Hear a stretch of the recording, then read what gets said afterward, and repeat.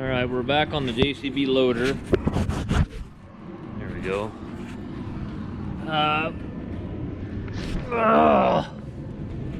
Kind of a late start this morning. Everything was kind of froze up at the house this morning. We had a cold night and cold morning.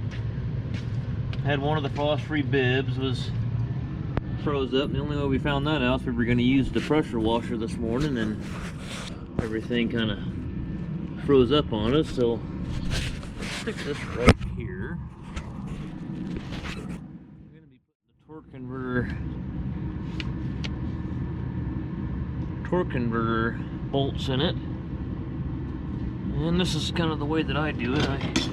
It's got a double bevel gearbox on it, so what you do is just spin this so you get one to line up.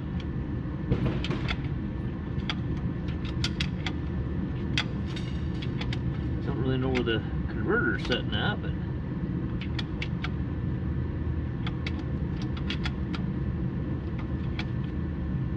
there we go.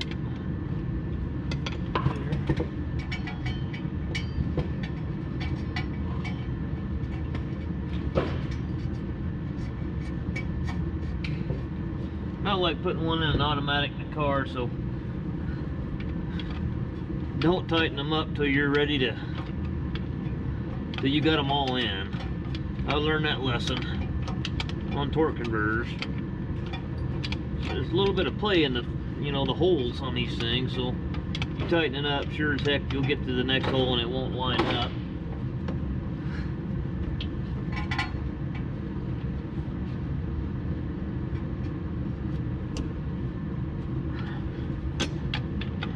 There's only 4 in this, so one nice thing about it.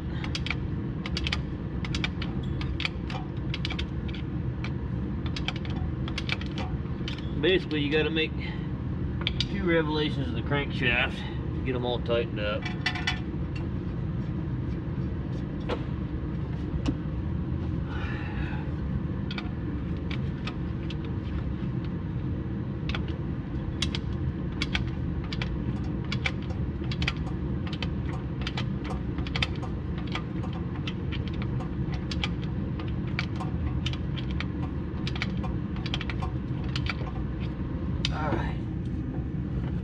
Hey, that last video I put out, I had a stereo in the shop going on in the background. I don't usually do that. I forgot to turn it off.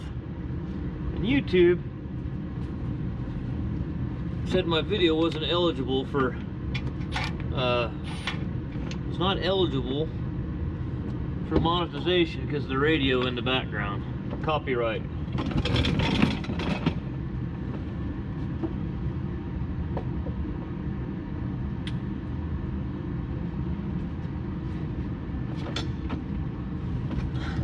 That was a public radio station. I don't understand how it could be a copyright infringement when you're playing you got a radio playing in the background that's public radio that anyone in the world can listen to, as long as they tune into that station. How is that a copyright infringement? Now, if I had a CD playing or something like that, I mean, I could see, but that was public radio, but whatever.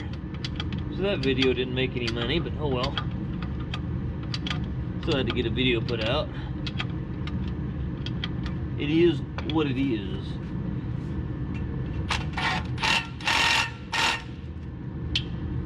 As they say.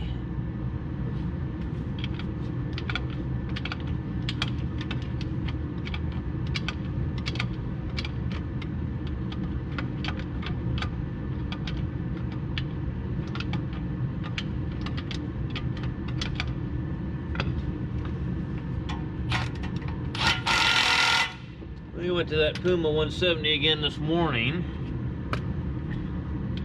You get so many of them guys running it, I can't get the same story twice of what it's doing. I finally got the story, and the whole problem with the whole tractor is he needs to put a battery in it. Those New Hollands in them cases with that EPL, which was to be the electronic park lock,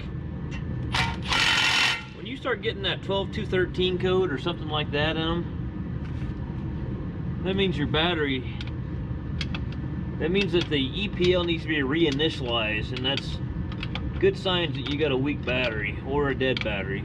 It barely started this morning, so I told him, I said, it's time for you to put a battery in this thing. And that should solve his problem. Okay, all the torque converter bolts are in it. Now let's put hoses on.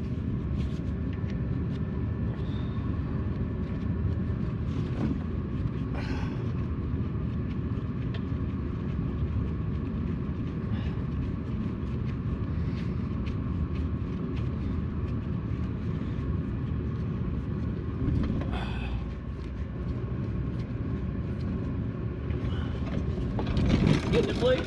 Yeah. Might have to.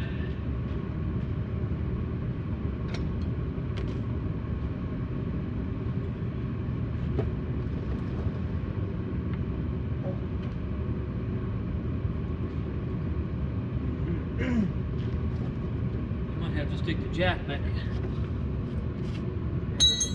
Might have to stick the jack back up under the front end to get the drive line, or you know, to get it to where you can get on them all. I think I remember doing that. Missing a bolt. What's it look like? 12-point bolt. Well, that's not good.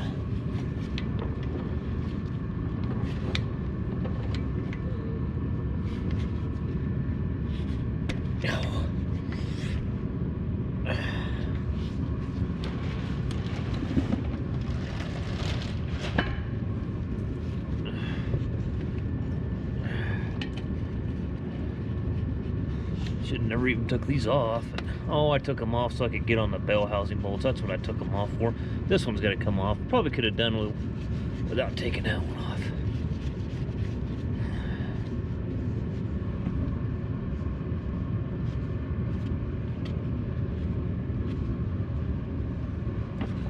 Pretty damn close to that, ain't it? It's just a fraction away from rubbing. Not really anywhere else you could go with this one.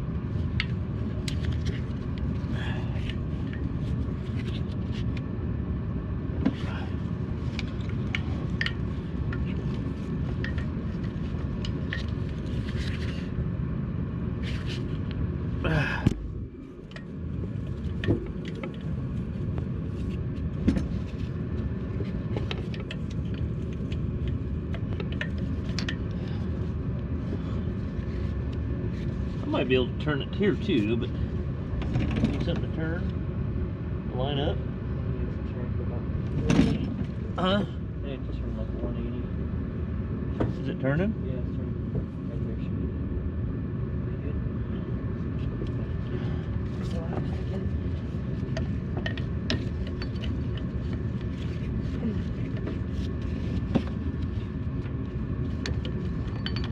be. Probably gonna have to get the right size wrench for this thing.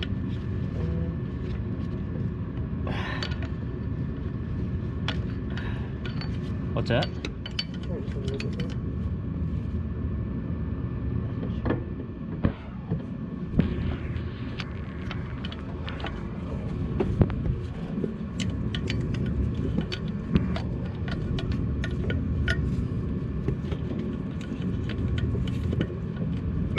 Yeah, I'm gonna have to get the right size wrench for that one.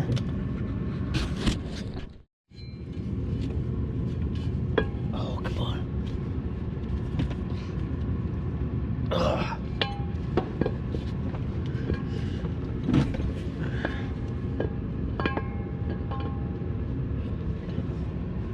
Oh, shoot. Cap's gone.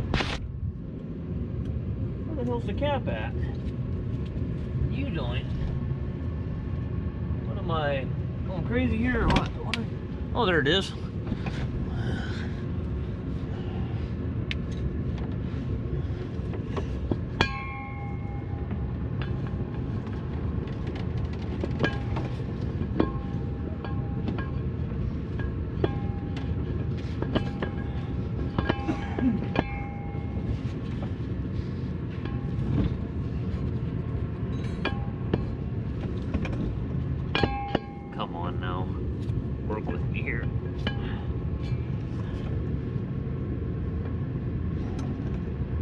Something sure don't seem right. Did I get a needle turned in that one cap? Oh, of course. Why would it be any other way?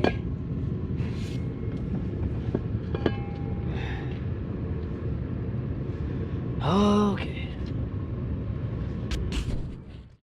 Alright, got the needle straightened out in the cap.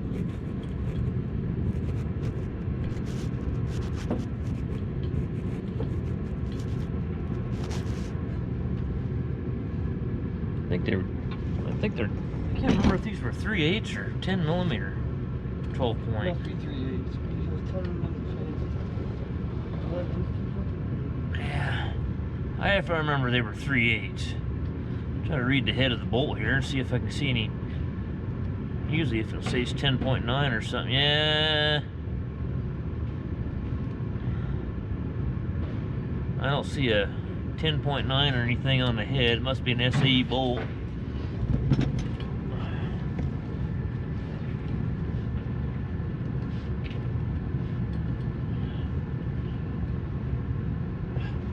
Took 3 weeks to get the parts for this thing. Did you ever find that bolt for the valve line? Huh? Did you ever find that bolt for the valve line? For the what? No. I'm gonna look for it today.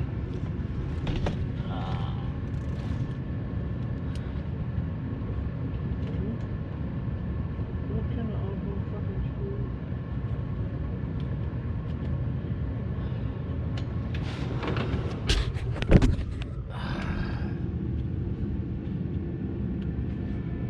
Good grief. Start, would you? It just isn't wanting to do it.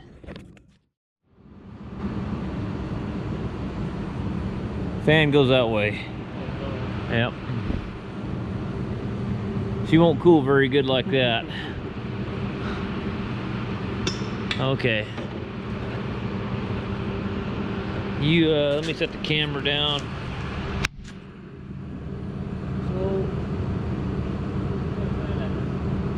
they're slotted in here.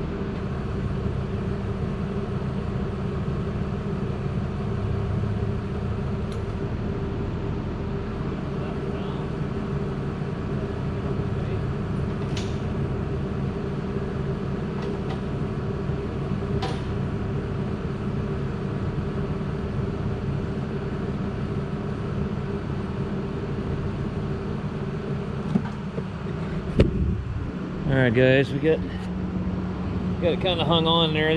One thing nice about these, these holes are slotted. Find my light, whatever I did with that. These holes are slotted on this thing, and you can just start them all and just kind of slide it down in the slots and then tighten them up. So that is one thing that's kind of nice about it. Not too bad to do. Let's flop this up or we'll regret it. I've been down that road before, trying to fight that thing off there after you get everything on there, because you can't get it flipped around back to where it needs to be. And we'll tighten these up and then start hooking all this other garbage back up so we can start it.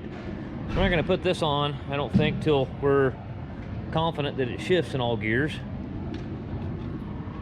because I know I'm human, and I know if a guy can screw it up, I can do it.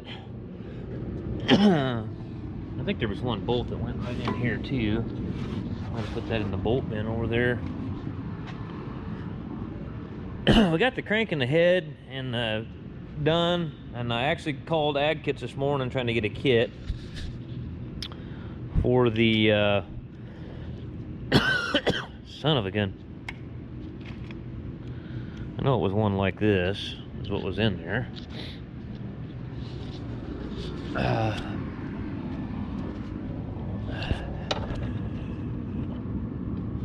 Yeah, that'll go in there.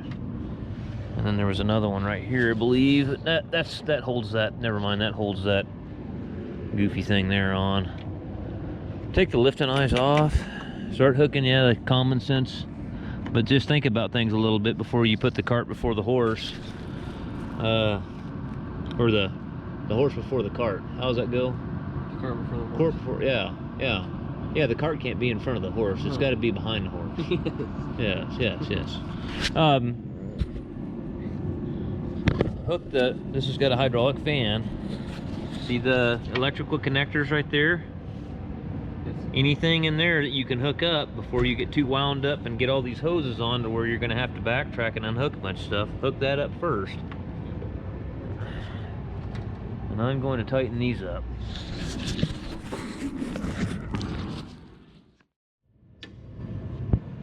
Okay.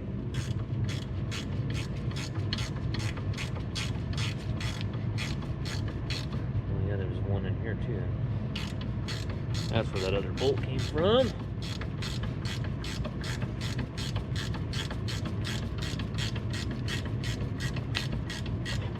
I guess before I get too carried away with that, I might have to pick up on it or something a little bit and get that one started.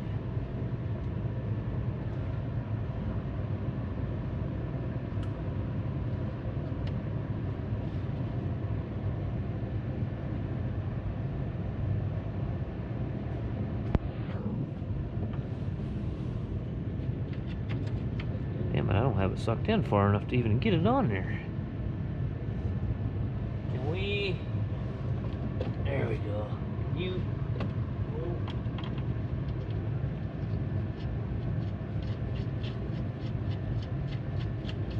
Alright, it ain't going nowhere now. They're all started, so...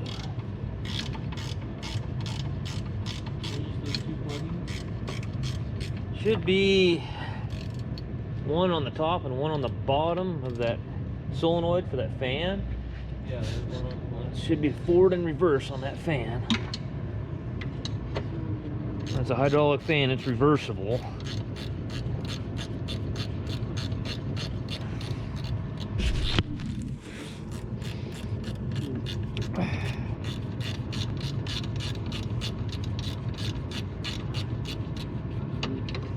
What's that, Blake?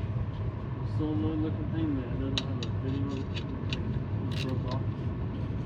What's broke off? That's where the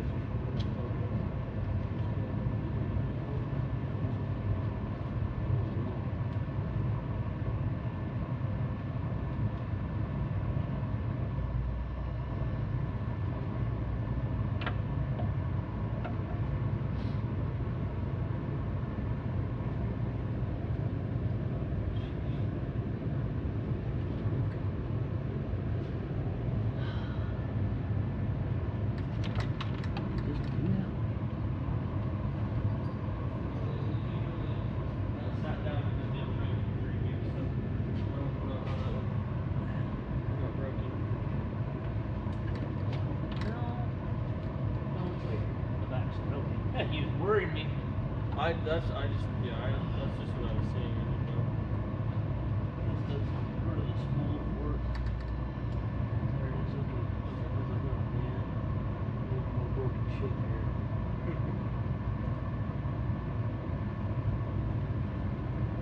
What else? Okay. Blake was warning me. We had a broken solenoid from sitting the radiator down. It's just the way he was looking at it.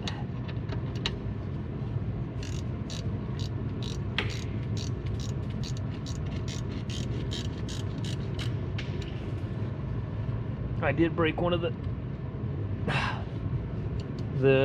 oil temperature senders. Couldn't get it unplugged on the transmission, and was sitting there squeezing the lock tab on it, working it with a screwdriver, and finally it broke off. So I got one of those ordered, but I'm sure that thing's gonna throw a code.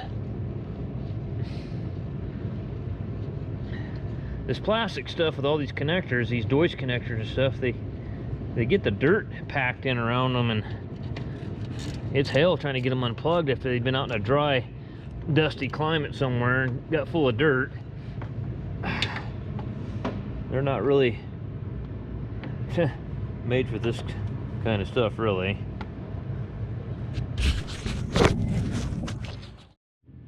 Well, we had to pull the battery out of it. It wouldn't charge. Should have probably pulled the cable off before it sat here for 3 or 4 weeks. But we'll see if we can charge it up tonight and leave it on charge all night. But we put another battery in it.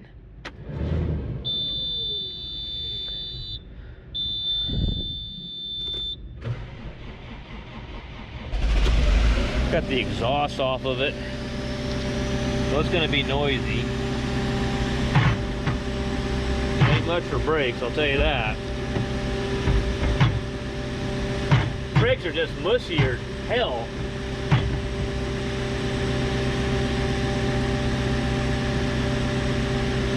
Where is the power shift?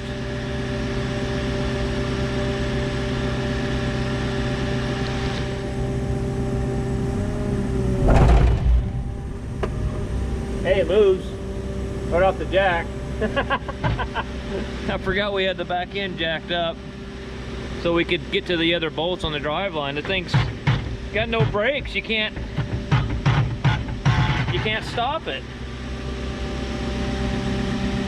So, well, one good thing is it moves, but we got to do something. We got to get the brake pedal. We got to get some brakes so we can hold the brake on and go through the gears. I mean, we can't do that. Too dangerous. No codes.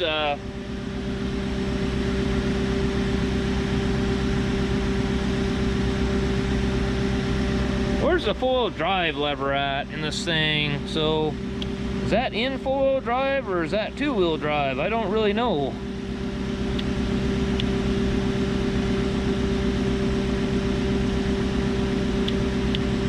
I don't know. Well, guys, yeah, the transmission is out of it again. Even I screw up. Something's wrong with, I have no first and third in reverse. I have a feeling I tested everything because I didn't want to pull it back out. It's something inside, and I'm thinking it's probably a sealing ring. When I put the case halves together, I must have cut a sealing ring on one of the shafts. So this isn't the first time that's happened to me. Well, I got the park brake off, got the yoke off. Now we're gonna flip it up like this. I'm thinking here, guys, we're gonna take the least amount of stuff off as possible. We don't even have to pull the valve body. Yeah, we do have to pull the valve body because we can't get, you never know, we'll pull this bell housing off once we get it flipped up because there's O-rings in there for passages. I might have forgot to put one in there. Well, let's get the lifting eyes off the radiator and let's hook them on to here first. We'll stick some long bolts through here and hook those lifting eyes right here. We'll lift the whole transmission up. We'll set it on the ground. We'll flip it up. Let the oil drain out all over the floor and make a hell of a mess. And then we'll flip it right side up and pull the bell housing off. All right, folks, where's the stick light at, Blake? Yeah, one of them stick lights. We tore this transmission completely apart and tore the suspect shaft apart. Nothing was wrong with the shaft at all. Sealing rings all look good. Clutch pistons, inner and outer seals look good. Clutch stack was put together right, but now we're finding out we got a problem here. I don't think it's anything I did. This is our high range reverse. I see my camera's a little bit grimy looking. I gotta clean the lens off here. There we go. Anyways, this is the high range reverse port. This is the low range port. So either the line's cracked. This is the only clutch pack on the whole thing that's got lines. They feed through here that goes down through this lower case half where the O-rings are, and then there's two lines that go all the way over and feed. Where's those two ports at, guys? Right here. They go all the way over here and feed this. The top one right here is the high range reverse port, and the bottom one's the low range reverse port. So what we're doing, we're squirting penetrating oil in the hole, and we're putting shop air to it, and we're trying to figure out where it's leaking at. You guys ready? You got light and everything down in there, or what are you doing? You got your phone down in there? Okay. Where's this flashlight? Kind of shine it down in there too.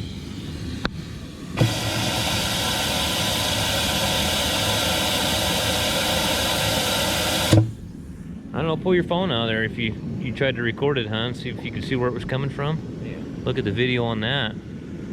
I think we're down to pulling it back off now again to see where the hell the leak is. I wonder if one of them lines is cracked.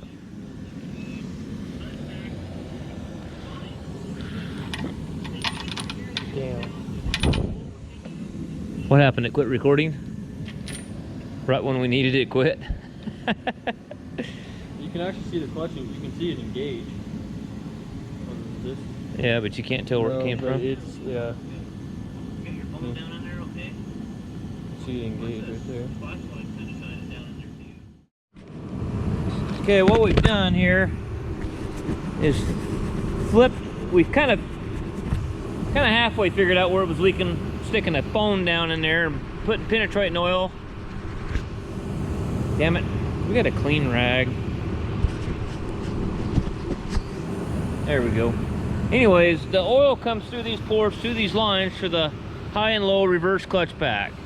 And what it's doing, one of you guys is probably gonna have to put a little down pressure on that so that shaft doesn't pop out.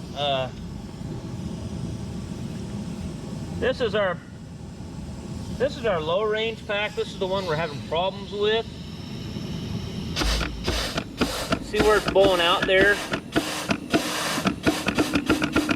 Now I'm gonna do high range. Hold on to it. You can definitely tell which one's leaking. It's the one that's not lifting it out. So we're having a problem.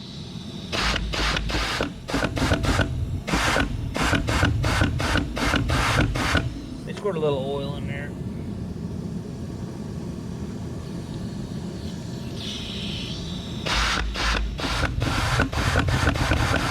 Okay. Alright, so I put a new sealing ring on there. It's all leaking out here. So that's going to be the top port on that shaft, I think. Let's gently pull this thing out.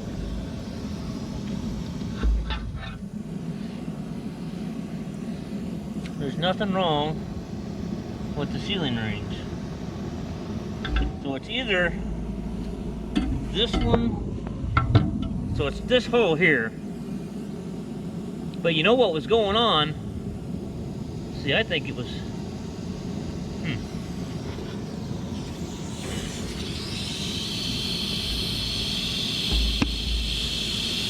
See how it's locking that pack up?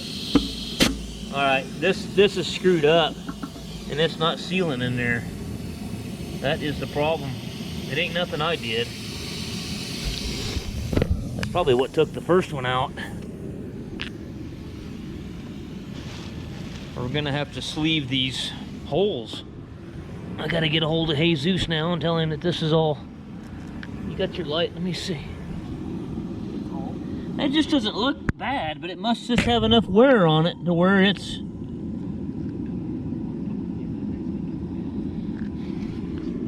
It must just have enough wear on it though to where it's. So if we blow.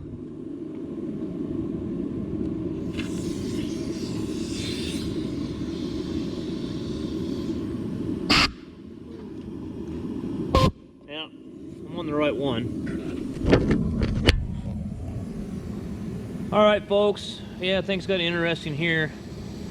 I'm probably going to have to pull these bearing races out and take this to a machine shop and have this sleeved somehow, this case half. It's just not sealing up on the sealing rings here at all. Alright, well, we know what we got going on now at least.